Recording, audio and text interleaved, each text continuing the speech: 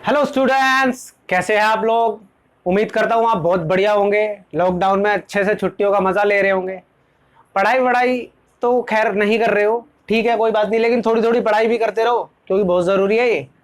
आज हम दो टॉपिक स्टार्ट करने वाले हैं। आज का हमारा टॉपिक है प्रोबेबिलिटी। और ये कोई पर्टिकुलर टॉपिक डिफाइंड करके नहीं पढ़ाऊंगा मैं कि ये 9th क्लास के लिए है या 10th क्लास के लिए। मैं आपको बेसिक प्रोबेबिलिटी पढ़ा दूंगा। इतनी प्रोबेबिलिटी आपको पढ़ा दूंगा कि आप अगर 9th स्टैंडर्ड में हैं तो भी आपके सारे क्वेश्चन सॉल्व हो जाएंगे, और अगर आप 10th क्लास में हो तो भी आपके सारे क्वेश्चन सॉल्व हो जाएंगे। जो बच्चे 9th में होंगे वो सोच रहे होंगे हमें ज्यादा पढ़ना पड़ेगा। ऐसा कुछ नहीं है, आपका और 10th के क्लास के सिलेबस में ज्यादा फर्क नहीं है प्रोबेबिलिटी के अंदर। और ये बहुत आसान सा टॉपिक है, टेंशन मत लो, सब क्लियर हो जाएगा। देखो, प्रोबेबिलिटी क्या होता है। अगर मैं इसका हिंदी में नाम बताऊं तो इसका मतलब होता है संभावना। क्या मतलब हुआ इसका? संभावना। मतलब किसी चीज के होने की क्या संभावना है, इस चीज को हम प्रोबेबिलिटी बोलेंगे। मैथ्स में हम इसको किस तरीके से यूज करेंगे और क्या हम आगे इसको यूज कर सकते हैं वो मैं इसमें वीडियो में बताऊंगा आपको। देखो, अगर मैं बात करता हूं प्रोबेबिलिटी की, एक बेसिक सी चीज समझना, किसी भी चीज के कितने केस हो सकते हैं और एक्चुअली में क्या हो रहा है। सपोज करो ये एक मार्कर है, ये मार्कर है, इस बात की क्या प्रोबेबिलिटी है कि मैं इसे छोड़ूंगा, मैं इसे छोड़ूंगा। समझो इसके दो केस बनते हैं, या तो मैं इसको छोड़ूंगा या फिर मैं इसको नहीं छोड़ूंगा। दो मेरे टोटल केस तैयार हुए। मेरे पास दो कंडीशंस हो सकती है, या तो मैं छोड़ दूंगा इसको या फिर मैं इसको नहीं छोड़ूंगा। और अगर मैंने बात करी कि इस बात की क्या संभावना है कि मैं इसको छोड़ूंगा, तो दो में से एक केस ऐसा है कि मैं इसको छोड़ दूंगा। दूसरे शब्दों में देखो, एक और एग्जांपल ले लेते हैं। बादल बादल बना लेते हैं यार थोड़ा सा। ये बादल है, बादल ही बादल है, अभी बारिश नहीं करूंगा। और मैं आपसे ये पूछूं इस बात की क्या प्रोबेबिलिटी है कि बारिश होगी, संभावना क्या है कि बारिश होगी। देखो टोटल केस देखते हैं सबसे पहले। तो टोटल केस क्या है, या तो बारिश होगी या फिर बारिश नहीं होगी। दो केस बन सकते हैं। इसमें भी दो केस। सबसे पहले हमारे को टोटल केस देखना होता है और उसके बाद क्या होता है आगे वो हम इस कहानी में समझेंगे प्रोबेबिलिटी के। प्रोबेबिलिटी की अगर मैं डेफिनेशन छोड़ो, एक मैथमेटिकल टर्म्स में बात करूं, किसी भी इवेंट की प्रोबेबिलिटी मैंने लिखा, एक जनरल वे में लिखा मैंने, प्रोबेबिलिटी ऑफ अ इवेंट। क्या होगा मेरा probability of a event? Probability event मेरा क्या होगा? Possible outcomes. मैंने क्या लिखा? Possible outcomes upon total outcomes. मैंने लिखा टोटल आउटकम्स, यानी के ऊपर जो मैं रखूंगा न्यूमरेटर के अंदर वैल्यू, वो मेरी वो वैल्यू होगी जो आने की चांस है, लेकिन नीचे मैं सारे के सारे चांसेस को ऐड करके लिख दूंगा। और विस्तार से बात करते हैं प्रोबेबिलिटी के बारे में कि किस तरीके से क्वेश्चंस आ सकते हैं और क्या क्या टॉपिक प्रोबेबिलिटी के अंदर हम कवर करने वाले हैं 9th और 10th क्लास के लिए। सबसे एक इंपॉर्टेंट क्वेश्चंस जो प्रोबेबिलिटी पे आते हैं, वो सबसे पहला केस ले लेते हैं हम। हेड एंड टेल के क्वेश्चंस आ जाते हैं। हेड एंड टेल के क्वेश्चन आते हैं। इसको बोल सकते हो आप टॉसिंग अ कॉइन भी बोल सकते हो, टॉस अ कॉइन। सबसे पहले मैंने क्या बात बताई, मैंने एक सिक्का लिया। मैंने क्या लिया? एक कॉइन है मेरे पास, वन कॉइन है। अब आपको पता होगा कॉइन के पास दो फेस होते हैं, या तो हेड आएगा या फिर टेल आएगा। हमेशा ऐसा ही होगा, या तो हेड आएगा या फिर टेल आएगा। पर शर्त क्या है? शर्त यह है कि ये शोले वाला सिक्का नहीं होना चाहिए। वो तो देखो गड़बड़ कर रखी थी ना अमिताभ बच्चन ने। उसमें तो क्या था, दोनों तरफ एक ही जैसा था। वो हमेशा अपने दोस्त को क्या बना देता था? पोपट बना देता था। लेकिन जनरल केस की अगर मैं बात करूं तो ऐसा नहीं होता है। हमारे पास एक सिक्के के अंदर दो प्रोबेबिलिटी, दो पॉसिबिलिटीज होती है, या तो हेड आएगा या फिर मेरा आएगा टेल। क्वेश्चंस मैं अभी बताऊंगा किस तरीके से क्वेश्चन पूछे जा सकते हैं।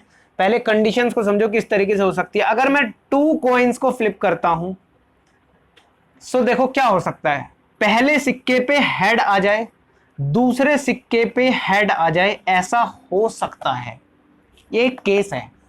इसी तरीके से पहले पे हेड हो, दूसरे पे टेल हो, ये भी हो सकता है। ऐसा भी हो सकता है कि पहले पे टेल आ जाए और दूसरे पे हेड आ जाए, ऐसा हो सकता है। और पहले पे टेल हो और दूसरे पे टेल हो, ये भी पॉसिबल है। तो 4 केस मेरे पास नजर आए जब मैंने 2 सिक्कों को उछाला। अगर मैं बोलूं 3 कॉइन्स को मैंने एक साथ उछाला, सो 3 कॉइन्स के लिए देखो क्या हो सकता है, हेड हेड हेड, तीनों पे हेड हो जाए, ऐसा पॉसिबल है, कुछ भी पॉसिबल है। हेड हेड और टेल आ जाए, ये भी केस हो सकता है मेरा। हेड टेल टेल आ जाए, ये भी केस हो सकता है मेरा। और मेरा क्या हो जाए, टेल टेल टेल हो जाए, ये भी मेरा केस हो सकता है। अब स्टार्टिंग के 2 हेड हों तो उसकी कंडीशंस मैंने लिख दी। अब देखो ऐसा भी तो हो सकता है, हेड टेल हेड आ जाए मेरे पास, हेड टेल हेड आ सकता है ना। दूसरा क्या आ सकता है मेरे पास कंडीशन आ सकती है टेल टेल हेड आ जाए मेरे पास। मेरे पास और कंडीशन देखो क्या आ सकती है, टेल हेड टेल, ये कंडीशन भी मेरी हो सकती है।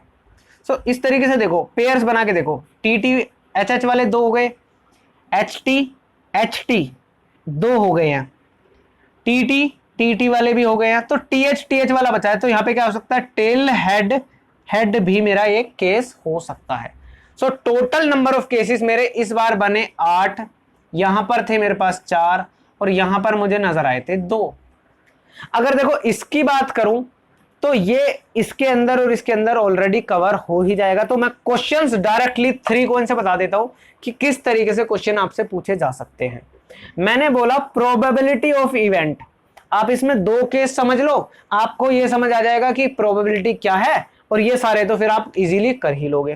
प्रोबेबिलिटी ऑफ एटलीस्ट 2 हेड, और मैंने बोला probability of at most 2 head. तो एटलीस्ट का मतलब तो पता ही होगा, एटलीस्ट का मतलब क्या होता है, कम से कम। एटलीस्ट का मतलब होता है हमारा कम से कम, और एटमोस्ट का क्या मतलब होता है हमारा, ज्यादा से ज्यादा। सो इस बात को समझो, इस बात का मतलब समझना है, क्या बोलना चाह रहा हूं मैं।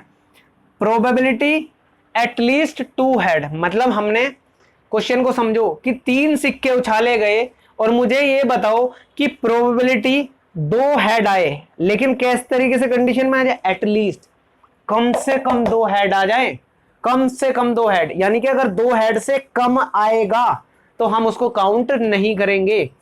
2 हेड तो कम से कम चाहिए, और 2 से ज्यादा हो गए, अगर कुछ बच्चे बोलेंगे 2 से ज्यादा होंगे सर, तो वो हम इंक्लूड करेंगे क्योंकि ये कम से कम 2 हेड वाले हैं।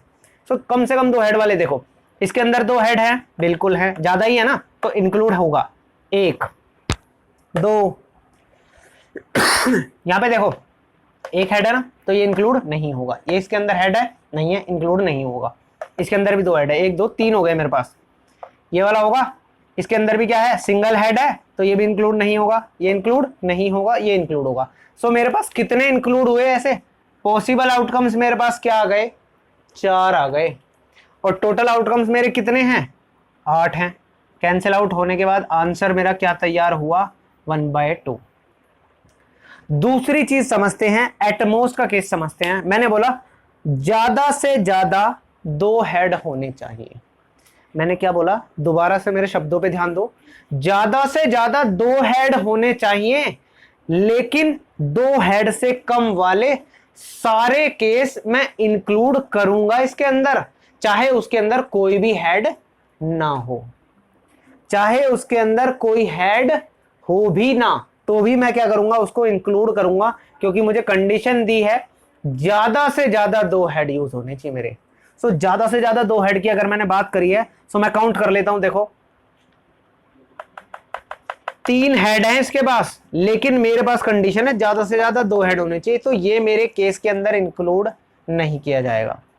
2 हेड है चलेगा, इंक्लूड है, ये भी है, ये भी ज्यादा से ज्यादा, ये देखो इसके अंदर एक भी हेड नहीं है। कुछ बच्चे सोच रहे होंगे ये क्यों लिया है, मैंने कंडीशन में बोला ज्यादा से ज्यादा 2 हेड होने चाहिए, लेकिन उससे नीचे तो बेटा सारे के सारे ही हमारे काउंट होंगे। तो 1 2 3 4 5 6 7, इस बार मुझे 7 पॉसिबल मिले और नीचे टोटल मेरा वही रहेगा फिक्स 7/8।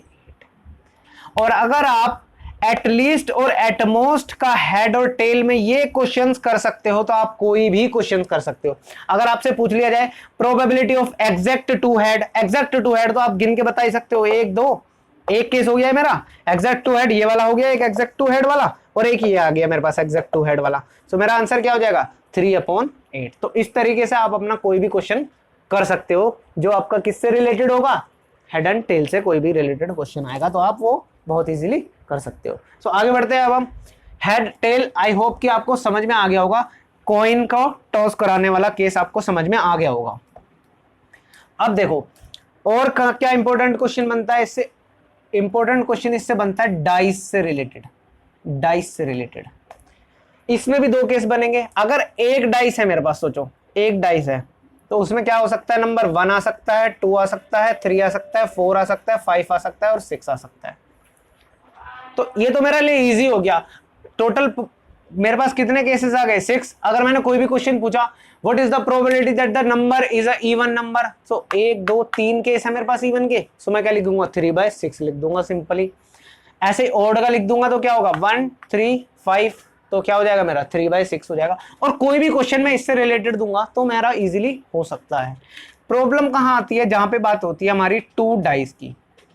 मैंने क्या बात बोली 2 डाइस, 2 डाइस है तो पहले पे 1 हो दूसरे पे 1 हो ऐसा पॉसिबल है, पहले पे 1 हो दूसरे पे 2 हो ये पॉसिबल है, पहले पे 1 हो दूसरे पे 3 हो ये पॉसिबल है, पहले पे 1 आए दूसरे पे 4 आए ये पॉसिबल है। तो इस तरीके की हमारी क्या बनेगी, पूरी की पूरी एक टेबल बन जाएगी। पहले पे 2 हो दूसरे पे 1 हो ये भी पॉसिबल है, 2 2 पॉसिबल है, 2 3 पॉसिबल है, 2 4 पॉसिबल है। तो जितने भी पॉसिबल है यहाँ मैं आपके सामने लिख देता हूँ टेबल। सो देखो क्या क्या हमारा 3 1 हो सकता है, ऐसे ही 4 1 हो सकता है, यहाँ पे 5 1 हो सकता है और 6 1 हो सकता है। आगे ऐड करते चले जाओ, 3 2 होगा मेरे पास, 3 3 आएगा मेरे पास, 3 4 आ जाएगा, 3 5 आ गया, 3 6 आ गया। इससे आगे देखो क्या आएगा 4 2 आ जाएगा, 4 3 आएगा, 4 4 आ जाएगा, 4 5 आ जाएगा, 4 6 आ गया मेरे पास।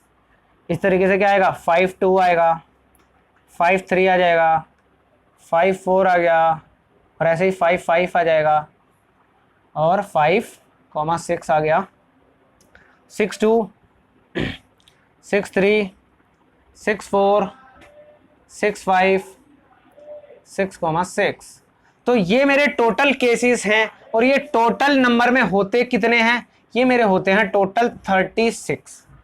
क्या हुए मेरे टोटल 36। अब इससे वो कोई भी क्वेश्चन बना सकता है। There are infinite number of question that can be formed from 2 dice. मैं कुछ भी पूछ सकता हूं अपनी मर्जी से। मैंने ये पूछा ऐसा केस बताओ कि दोनों नंबर्स का सम 2 आए, तो मेरे पास क्या केस हो गया, ये अकेला ही तो होगा जो 1 + 1 2 देगा, बाकी तो सब इससे ज्यादा ही है ना। 2 + 1 3 हो गया, यहाँ पे भी क्या है 2 + 1 3 हो गया अकेला, तो 1/36 मेरा क्या हो जाएगा आंसर हो जाएगा। सो ये सब क्वेश्चंस आ सकते हैं। एग्जैक्टली सम 8 हो, एग्जैक्टली सम 9 हो, इस तरीके के क्वेश्चंस आप बहुत इजीली कर भी सकते हो। अगर मैंने आपसे पूछा, मैं इसको इंपॉर्टेंट क्वेश्चंस बता देता हूं किस तरीके से पूछे जा सकते हैं। प्रोबेबिलिटी ऑफ इवेंट, किस इवेंट की बात कर रहे हैं, both have same number, both dice have same number. So same number देखो कहां पे है 1 1 2 2 3 3 4 4 5 5 6 6। तो टोटल केसेस कितने हुए मेरे पास, जिनके पास दोनों के पास सेम है 6 केस हुए। सो 6 divided by 36 it becomes 1/6। Cancel out होकर क्या आ गया मेरा आंसर 1/6 आ गया। सो इस तरीके का कोई क्वेश्चन आएगा तो मैं कर सकता हूं। अब मैं बात करता हूं उसमें कुछ इंपॉर्टेंट क्वेश्चंस किस तरीके से आ सकते हैं। तो इसमें भी जो हमारा इंपॉर्टेंट केस बनेगा वो वही बनेगा जो हमने पिछली बार समझाया आपको, एटलीस्ट और एटमोस्ट का केस। सो मैं वो करके बताता हूं। Probability of sum on both, sum of both बोलो या फिर सम ऑफ बोथ एटलीस्ट 10, मतलब दोनों डाइस का सम एटलीस्ट 10, कम से कम 10 होना चाहिए। और एक केस और ले लेते हैं, सम ऑफ बोथ एटमोस्ट 10, ज्यादा से ज्यादा 10 होना चाहिए। इस चीज को अगर आप समझ गए तो आप इससे रिलेटेड कोई भी क्वेश्चन कर सकते हो इजीली। सो मैं बात करता हूं सम ऑफ बोथ एटलीस्ट 10। अभी मैं आपको पढ़ा करके आया हूं कि एटलीस्ट का जो मेरा मीनिंग होता है वो मुझे क्या देता है कि कम से कम 10 सम होना चाहिए। कम से कम 10, कम से कम 10 हो तो इसका मतलब 11 इंक्लूड करूंगा मैं, 12 भी इंक्लूड करूंगा मैं। सो देखते हैं कम से कम 10 सम कहां मिल रहा है मुझे। यहां तक मैंने देखा 3 + 6 9, यहां तक तो मेरा काम नहीं बना। 4 + 5 9, 6 और 4 मिलके 10 बन रहा है। कम से कम 10 चाहिए था मेरे को, तो पहला एलिमेंट मुझे मिला, पहला एक केस मेरे को मिला। 5 5 10 मिल गया, 6 4 10 मिल गया, 5 ये देखो। तो ये सारे केस क्या है, 11 11 12 सारे इंक्लूड होंगे, 10 11 12। सो कितने केसेस बने, 1 2 3 4 5 6। कितने केस मुझे मिले जो 10 या 10 से ज्यादा सम दे रहे हैं मुझे, ऐसे मुझे कितने केस मिले, 6। सम ऑफ बोथ और एटलीस्ट 10, दोनों का सम मिला करके कम से कम 10 होना चाहिए। तो ये मेरे को कितने केस मिले, 6 मिले। तो मेरा आंसर तैयार हुआ क्या, 1/6 मेरा फाइनल आंसर तैयार हुआ यहां से। तो ये हाई होप की समझ में आ गया होगा।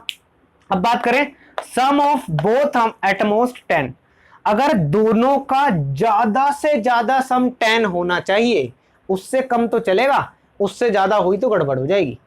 सो ज्यादा से ज्यादा 10। अब देखो ये मेरे पास क्या था, 10 था, ये भी 10 था और ये भी 10 था।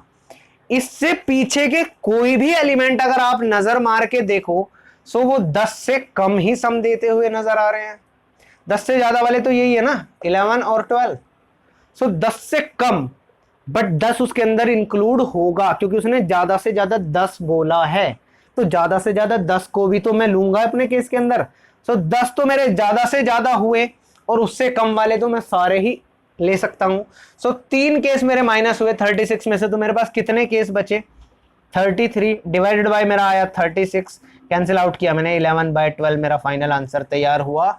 और इस तरीके से मैं डाइस से रिलेटेड कोई भी क्वेश्चन अपना अटेम्प्ट कर सकता हूं। प्रोबेबिलिटी में बहुत बार पूछे जाते हैं डाइस से रिलेटेड क्वेश्चन। अब आप कोई भी क्वेश्चन कर सकते हो अगर आपको ये टेबल बनानी आती है और उसके बाद एटलीस्ट और एटमोस्ट के केस वाले क्वेश्चंस अगर आप सोल्व करवा रहे हो तो बाकी सब क्वेश्चन इजीली आएंगे। आपसे पूछा जाएगा sum of both the dice is 7, तो आप देखोगे 1 6 7 2 5 7 3 4 7 4 3 7 5 2 7 6। तो कितने केस बने, 6/36 इज योर आंसर। सो ये चीज समझ में आई होगी। तो अब मैं आगे बढ़ता हूं अपना डाइस से, नेक्स्ट केस बढ़ते हैं हम, that is of cards. Cards, playing cards के बारे में कुछ बच्चे जानते भी होंगे, जो नहीं जानते हैं उनको ये इजीली समझ में नहीं आता है। इजीली ये वाला कंसेप्ट आपको समझ में नहीं आएगा जिन बच्चों ने कभी कार्ड्स नहीं देखे या फिर कार्ड्स नहीं खेले। सो आज मैं आपको इस तरीके से कार्ड्स का केस बताने वाला हूं, तो आप कार्ड्स जिंदगी में नहीं भूलोगे, हमेशा के लिए दिमाग में सेट हो जाएगा कार्ड्स। तो देखो हमारे प्लेइंग कार्ड्स की अगर मैं बात करूं तो कार्ड्स हमारे नंबर में होते हैं कितने, 52। कितने के कार्ड्स होते हैं, 52 हमारे कार्ड्स होते हैं। और ये जो कार्ड्स होते हैं ये 4 तरीके के कार्ड्स में डिवाइडेड होते हैं इक्वल अमाउंट में। क्या बोला मैंने, इक्वल अमाउंट में मेरे 52 कार्ड्स स्प्लिट हो जाएंगे। तो ये कितने होंगे, 13 होंगे, ये कितने होंगे, 13 होंगे, ये कितने होंगे, 13 होंगे, और ये भी कितने होंगे मेरे, 13 ही होंगे। नाम की बात करें, एक नाम होता है मेरा डायमंड, एक नाम होता है मेरा हार्ट, एक नाम आता है मेरा स्पेड, और एक नाम आता है मेरा क्लब। तो 4 तरीके के कार्ड्स होते हैं और जो 52 को अगर मैं 4 से डिवाइड करूं तो 13 आता है। तो इसका मतलब वो सारे कार्ड्स क्या क्या आते हैं, 13 13 13 13 आते हैं। सो ये चीज समझ में आ गई होगी। अब मैं बात करता हूं, इनकी शेप्स भी देख लेता हूं कहीं मेरे को देखने में मिल जाए किसी तरीके से। तो देखो डायमंड की शेप हमारी इस तरीके की होती है, हार्ट की शेप हमारी इस तरीके की होती है। स्पेड, नाम से ही पेड़ दिख रहा है तो इसमें पेड़ जैसा आकार होगा, ये हमारा स्पेड होता है। बात करें क्लब की, तो ये हमारा क्या होता है, इस तरीके की शेप होती है हमारी। ये हुकुम है, हुकुम आपने सुना होगा ना, हुकुम का इक्का। सो ये होता है हमारा क्लब, क्लब के अंदर से आता है। आगे बात करते हैं, तो 13-13 बराबर हिस्सों में ये डिवाइड हुए। इसके अंदर एक कंसेप्ट और चीज थी समझने वाली कि डायमंड और हार्ट के जो कार्ड्स होते हैं वो हमारे रेड कलर के होते हैं, और स्पेड और क्लब की अगर मैं बात करूं तो ये मुझे क्या देते हैं, ब्लैक कलर मेरे को देते हैं। सो ये चीज हुई। इसका मतलब अगर आपसे कभी कोई क्वेश्चन पूछे जाए कि ब्लैक कलर के कार्ड कितने होंगे, तो 13 + 13 मेरे ब्लैक कलर के कार्ड कितने तैयार हुए, 26। रेड कलर के कार्ड मेरे पास कितने हो गए, 26। सेम चीज है ना। ओके, तो ये चीज हमारी क्लियर हुई। अब हम आगे बढ़ते हैं। डायमंड के जो कार्ड्स होंगे, 13 कार्ड होंगे, उनकी स्पेशलिटी देखते हैं। एक नंबर 1 जो कार्ड होता है उसको बोला जाता है एस। ऐसा नहीं है कि डायमंड के नंबर 1 को एस बोलेंगे, सबके नंबर 1 कार्ड को क्या बोला जाता है, उसका एक स्पेशल नेम होता है। उसे हम किस नाम से जानते हैं, एस के नाम से जानते हैं। सो 13 कार्ड्स में से एक कार्ड मेरा खत्म हुआ जिसका नाम मैंने बोला एस।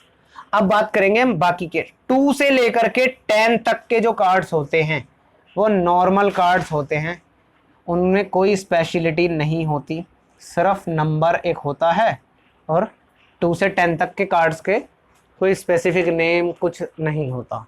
अब हम बात करते हैं 11 की। 11 पे आता है हमारा जैक, और ये जैक सबके लिए ही आएगा, आप समझ ही गए होंगे एस के केस से। तो ये जैक क्या होगा, सबके पास होगा।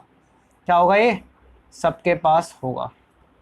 12 पे आएगी क्वीन, ये क्वीन भी क्या होगी, सबके पास होगी, हार्ट के पास भी होगी, स्पेड के पास भी होगी, और हमारे किसके पास, क्लब के पास भी होगी। ठीक है, क्वीन।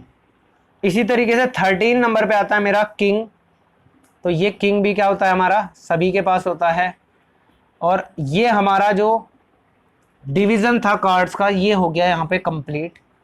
सो अब एक चीज बतानी मेरी रह गई, जो मैंने 11 से लेकर के ये 13 तक लिखे हैं, ये जितने भी मेरे कार्ड्स हैं यहाँ से यहाँ तक 10 से नीचे के कार्ड्स, इन सब कार्ड्स को फेस कार्ड बोला जाता है। क्या बोला जाता है, फेस कार्ड्स। ऐसा क्यों बोला जाता है, क्योंकि ये कार्ड्स जिसने देखे हैं, जिसने नहीं देखे, इन कार्ड्स के ऊपर एक फेस बना होता है। जैक के ऊपर एक फेस बना होता है, क्वीन के ऊपर भी एक फेस बना होता है, और किंग के ऊपर भी क्या होता है, एक फेस बना होता है।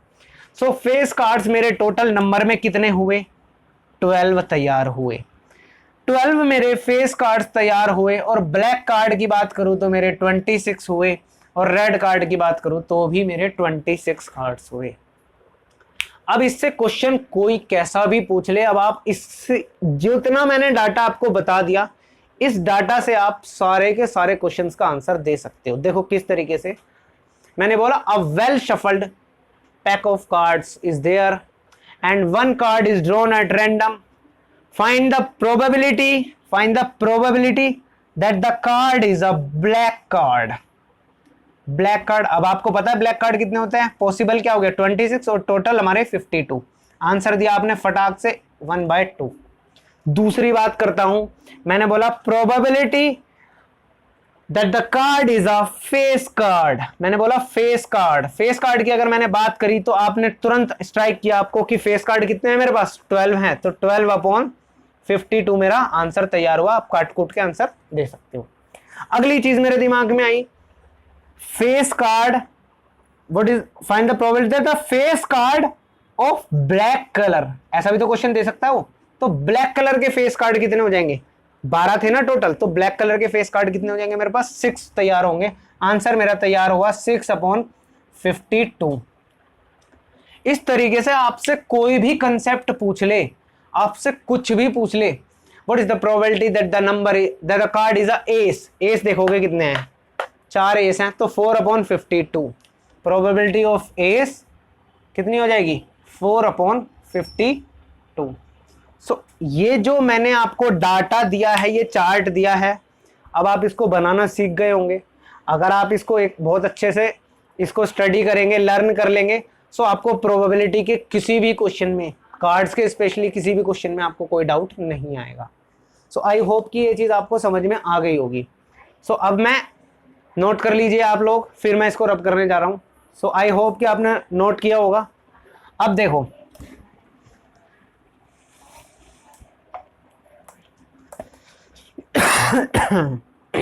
इसमें इस तरीके का क्वेश्चन भी आ सकता है।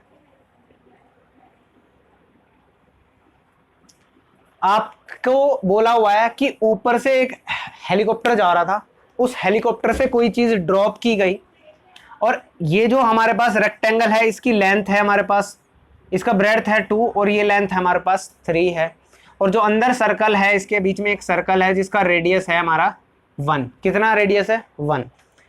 ऊपर से कोई चीज ड्रॉप करी गई, आपको बोला गया what is the probability that the dropped thing drops in centre या फिर circle. So probability of circle क्या हो जाएगी? देखो क्या हो जाएगी, पॉसिबल आउटकम क्या होगा सर्कल का, area of circle divided by क्या आ जाएगा मेरे पास, टोटल एरिया। टोटल एरिया देखो क्या है, प्रोबेबिलिटी एरिया ऑफ सर्कल देखो क्या है, पाई आर स्क्वायर होता है हमारा एरिया। पाई आर की वैल्यू कितनी है मेरे पास? 1 है, तो 1 का स्क्वायर हो गया, और टोटल एरिया क्या होता है मेरा, लेंथ इनटू ब्रेड्थ हो जाएगा मेरा। सो पाई ऊपर मेरा तैयार हुआ और लेंथ इनटू ब्रेड्थ 2 × 3 मैंने डाला, तो क्या आया मेरा आंसर, क्या आया, पाई/6।